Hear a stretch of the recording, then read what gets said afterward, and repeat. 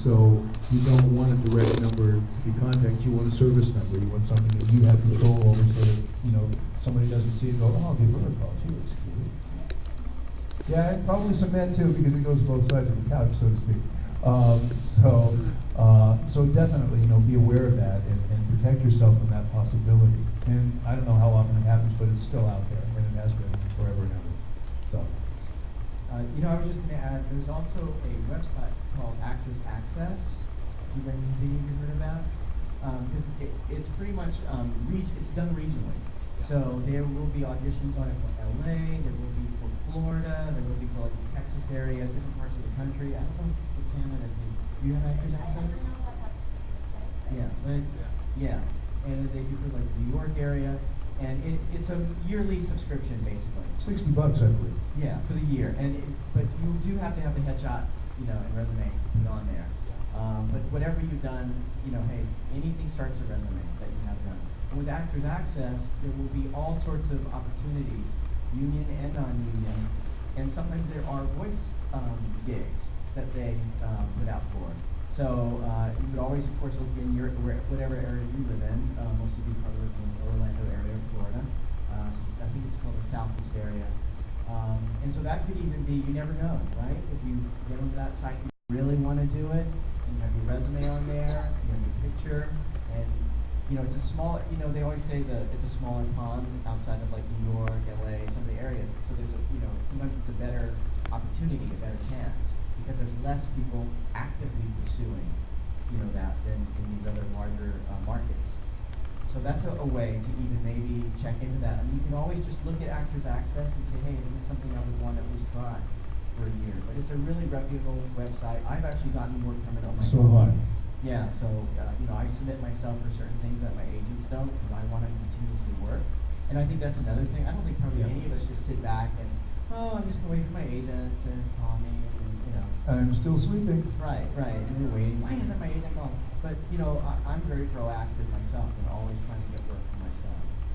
And that the other thing that, to be more specific with Actors Access, is that once you become a member there and you'll have a picture and resume, and you can have a number of pictures, it doesn't have to be just one, and some kind of resume, then you also fill out like a breakdown of the kind of roles that you want to be submitted for, the age range, the type of things, so that what happens is then they have your email, and you'll receive emails with roles that might fit the demographic that you put yourself into, 25 to 35, male, et cetera, so that you'll get all the stuff that fits in that category will be emailed to you. And again, I don't know how much there is specifically out here. There's a lot in LA, of course, because that's kind of the mecca. That's where the place is located primarily. But that's how that works, and it's fun to sift through possibilities of what I want to submit for, and then it's your option to submit for that role. So. Just had another thought in terms of experience, and so those of you who are interested in pursuing acting professionally, be it voice work or theater, another great way to gain experience is to put your name forth at a local college or university, because there are always students, especially if they have a film department or theater department, they're looking for actors of all ages, types, and that's great experience, and often you can get some demo material out of it too. Say, I would suggest you could say, we're happy to do this for you, we'd love to do this for you, would there be any possibility that I could get a copy of this tape for that kind of, or invite people to the play, of course. And I would just say take any opportunity possible to work in theater, film, television, whatever comes up. Just look for those opportunities, create those opportunities, put yourself forth in every class, and just keep on learning, because we're all learning. I was just going to, my panel last time when we were all together, I said how shy I was when I was a kid, but I knew I wanted to be an actor. So the very first audition I went on outside of the school stuff, junior high, and it was with adults, it was a dinner theater, and I was so scared to go and audition because I was so shy. But it's so great, like I'm so glad I did it because it helped me break the barrier. It's almost like when you just take that little step, say, okay, I want to at least try this in my life. Even if I feel nervous about it, or what if they don't like me, or what if I'm not good enough, or you gotta throw all that aside and just say, I'm gonna at least try, because you don't fail if you try. because that's how you find out who you are, and who you want to be, and what you want to do in life. And so to me, there is no failure.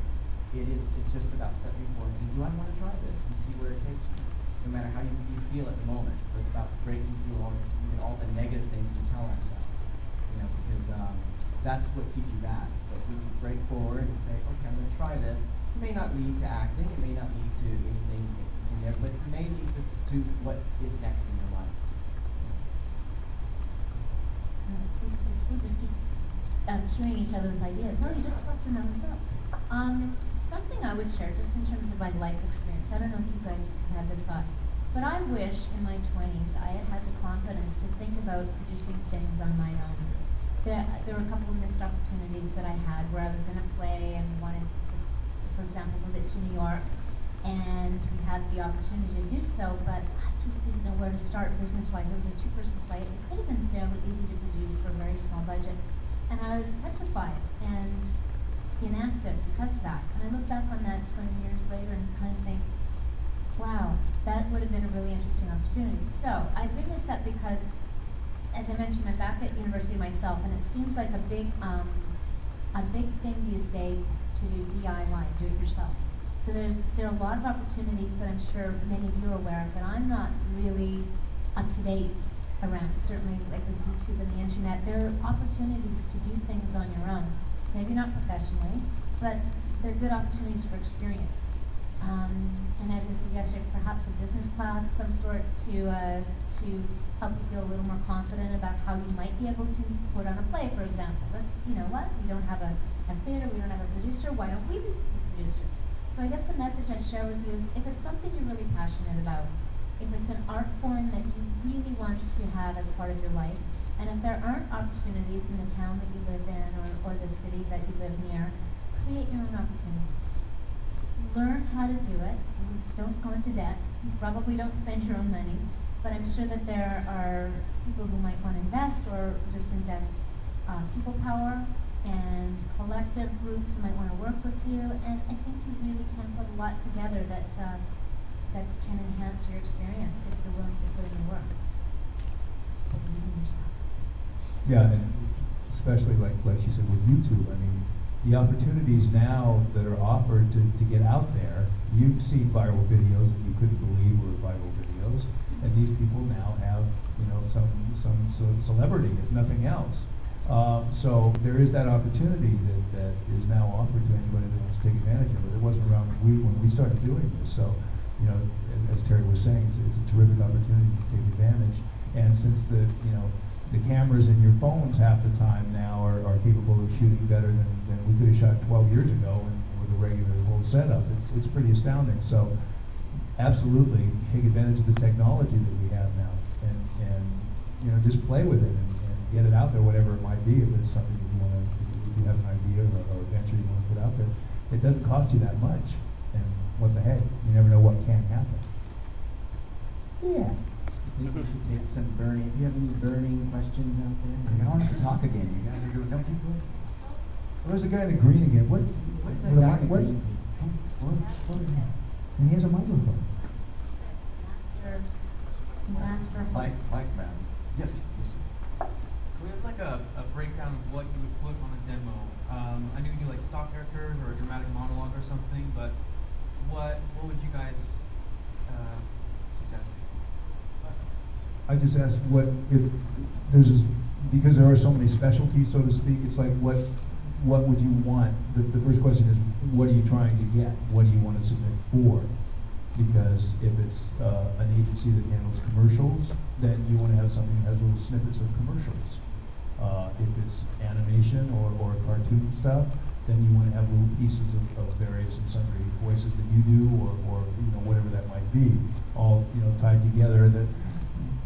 The more creative you can be without going crazy with that, as far as tying characters together, they say that's always impressive when you listen to a demo reel, and the characters are different, but they're on the same theme perhaps, and so they're tied into each other, and one blends to the next, seems to be commenting on what the last one said, even though it's a totally different voice or something. Those are creative choices that are more fun to listen to and will capture someone's attention better.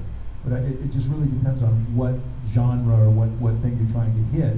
And as far as a dramatic monologue, probably not too often for voiceover would you want to do something like that.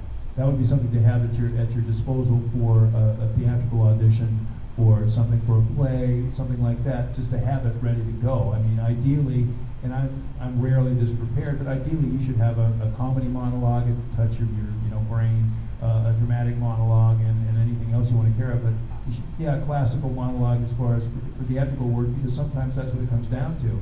Is if you want to audition for a play, they say we need a theatrical piece, let's see, classical 1 to 2 minutes long, and then you're able to just pull on that and it's right there. So that's more for on-camera theatrical stuff, but as far as voice, specific to whatever genre you want. And then again, you have, like I said, the opportunity to listen to the demos of other people to get a sense of what people are doing. Does that help? Daryl, please add on. Yeah, I was going to say as well, specifically, I would also say to make sure you do things that you know this is what I'm really good at. You know, because the other stuff can come later. You know, like say, okay, I'm going to try being a little creative this way. That stuff can come later. To do the voices, if there's, let's say, if you do a great British accent, but make sure it's like spot on. You know, if you do a certain pitch, make sure you're not going too high or too low. You know, find the range that's best for you. And it's like you said, if you're doing something commercially, you want to say things, okay, I can do young dad, I can do young guy that's kind of hip, or I can do a stoner dude, surfer dude, you know, or I can do a very professional, you know, spokesperson. Because in the commercial, you know, you may be a doctor, you may be a dad, you may be a funny commercial, so you want that range. With like a voiceover thing, you may, I can do the young hero voice, I can do a villain voice, I can be this mean, you know, guy, you know, or I can do the crazy kind of character, you know, so you want that kind of variety. But make sure it is within your range, because later on, that's when the other stuff happens.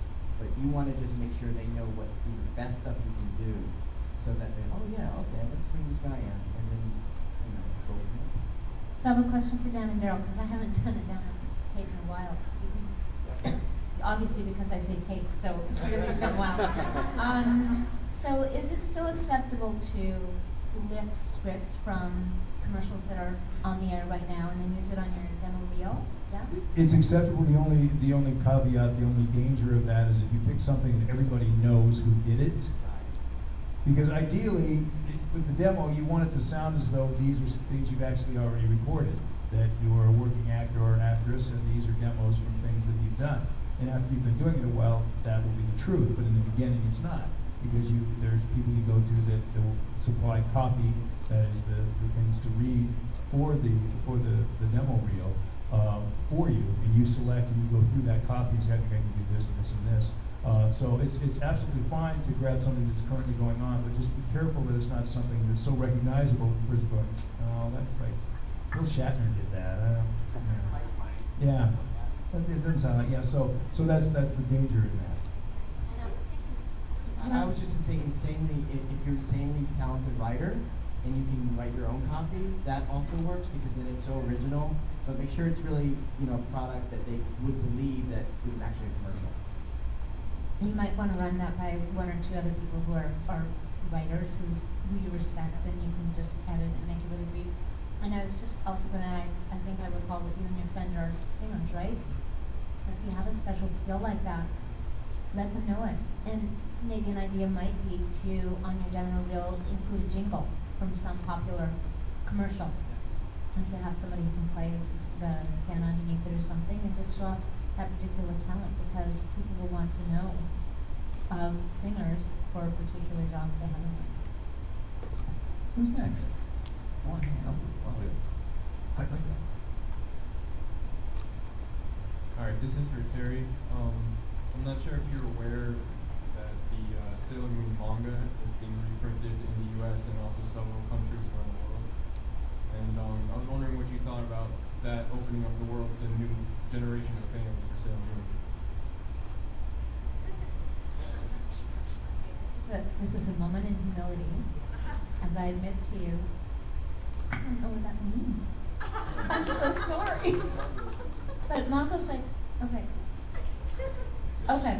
But is it the actual text? Is it the actual literature? Yeah. It's like a black and white comic.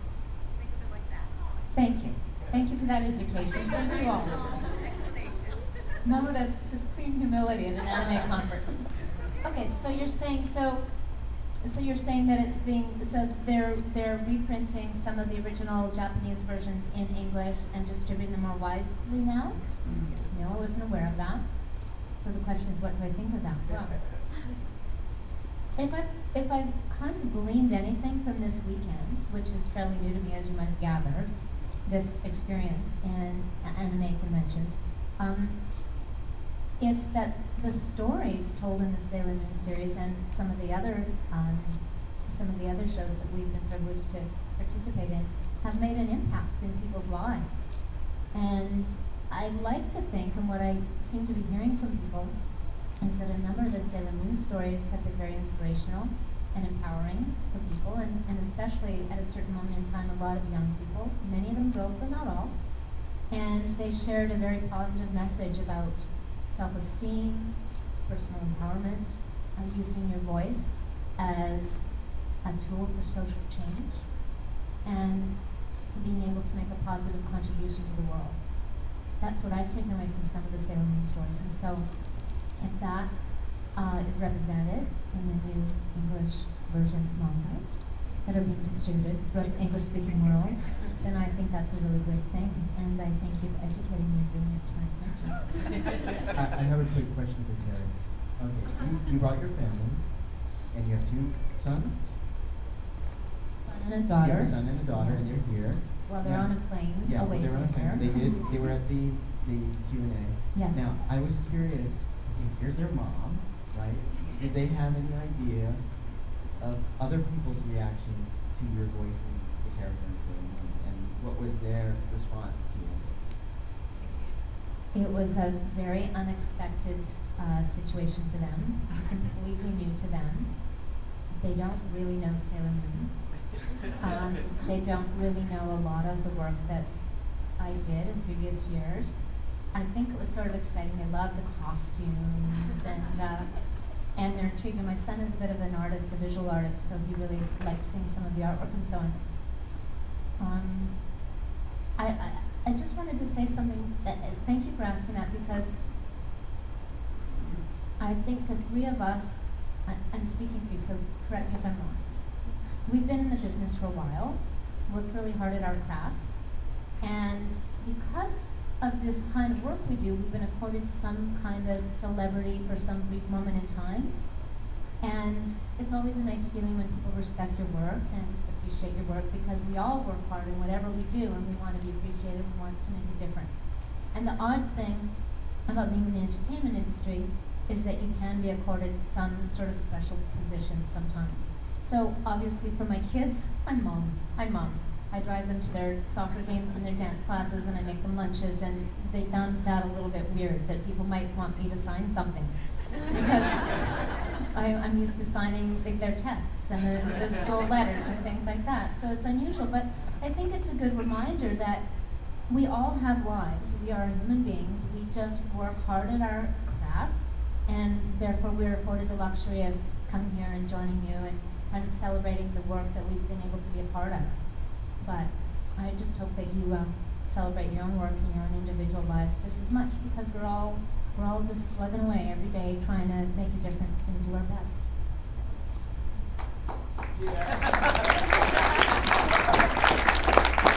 See, now they can go home and say, Sailor Moon signed my report card. All right, ready? Okay, so going back to when we were talking about getting into the industry, I'm not sure what the industry thinks of this, but I've kind of seen fan dubs springing up where people, make their whole cast set up, and that might be a way to sort of show your experience in the anime industry, but I'm not sure if the industry thinks that's unprofessional or what, but. Like to, they would send it out with the demo reel, but pictures. The fan dubs are when, excuse me, when the fans take an anime series and then they dub them themselves. They get their friends, and they get together, and they dub them. So they have their own dub. So it's like a fun dub. Fan dub. It's a fun dub, but it's fan dub. But it's fun. I don't think the industry is well, I don't think they feel that it's a negative thing. why not? It's fun, and you know, it's a way to practice. It's, you know, I had some friends who wanted to, that I met at a con, who wanted to, they weren't into voice acting, but they were like guests at a con, and they were interested, and I said, well, you know what the best way to do it, and I actually had a script of one of mine, Overman King Gainer, and he had gotten the first episode, so I gave him the script, and so he was able to bring the script home, and I said, because this is a way you can see the words and also see the mouth flaps and learn sort of how to do it on your own. You know, so that's actually even a way to do it, right? Is to have, you know, you might have to transcribe it yourself, but that's it. Or you may rewrite the story. That's another creative way. So for me, I don't have an issue with it or a problem, and I haven't heard of anything else that has. As long as you keep liking the ones you do. Nice. Yeah, I think it's a great idea as far as experience and something fun to play with. I don't know, and again, I don't know the reaction of the potential agent or whatever to listening to that or to watching that, because it would take a while to look at that to gain a full perspective of what's being offered, and they generally either don't have or don't want to spend the time, a long time, to look at something. But as far as from the context of being a valuable training tool and something to really get your chops down and something to play with, awesome. I think it's a great thing. I don't know if the powers that be, and I don't mean to put a damper on it because I don't know, but I would guess that they won't spend enough time that it would take to really look at the whole thing and get a real sense of what you were doing there. And plus, unless it's just one person doing it, they have so many things to look at. It's like, you don't want to give them a smorgasbord. You want you. You want them to look at you or listen to you. So that's the only negative side of it I can see. But as far as doing something and being creative with it and having it, absolutely, I think it's a great idea. All right. I was got Terry out there. Oh, really? Good. We like it. That's why we're here. This is a question panel, not a not question panel.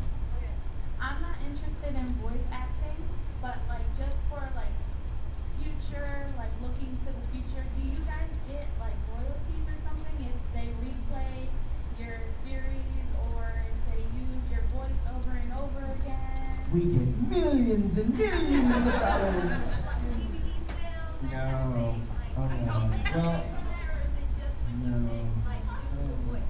Oh, I wish. No. Oh, I wish. Everybody now, no. No. Oh, I wish. Well, you know, I mean, like you look at a video game, like I did, Marvel vs. Capcom 3, which sold, millions and millions and millions and millions. Right? I mean, but basically I go in, I get my session fee, and then, okay, and they kick you out the door, and that's it. So, yeah. If you're working on a series, it's a union series, there is a potential for residuals. But it's rare too, I mean, especially with anime. As far as the hierarchy of voiceover for original animation, that's not already dubbed into another language, or is not already originally recorded in another language and then dubbed into English, the original animation that are union jobs, that's where you'll make some money and get the residuals. But Like Toy Story, when that's why you see Yeah. the big names and right, like the that's why Pixar there's all and- celebrities, because Right. they gotta find a new way to make money that they don't have to work as hard. So they say. Or so they say. So yeah, but as far as video games go, we get a session fee and we're out the door, and it's tragic but true, because a lot of the thought as to why they don't need to pay the actors anymore is that they spent years putting this together, and they spent hours and time and everything else, so that we're just spending a few hours and they're spending years or whatever to do that, so they don't feel that it's necessary to give us any extra compensation. Do you hear bitter in there at all? No. I didn't think so. Nah. So that's the story on that. There are residuals out there, but they're rare to get a hold of within this genre.